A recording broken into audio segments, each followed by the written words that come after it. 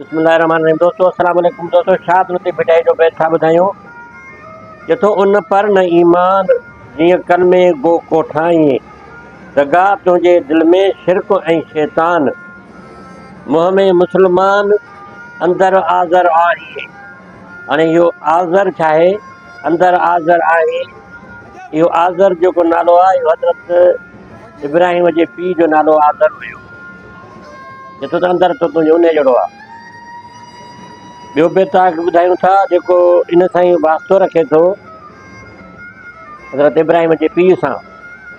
मुंहुं अहिरियां उजरो कलब में कारो, अहिरियां चए थो मुंहुं शीशे जहिड़ो अछो, कलब अंदरि सॼो दिलि सॼी कारी, ॿाहिरां ज़ेब ज़ुबान असीं दिलि में हचारो, उन पर वेचारो वेझो नाहे साल खे।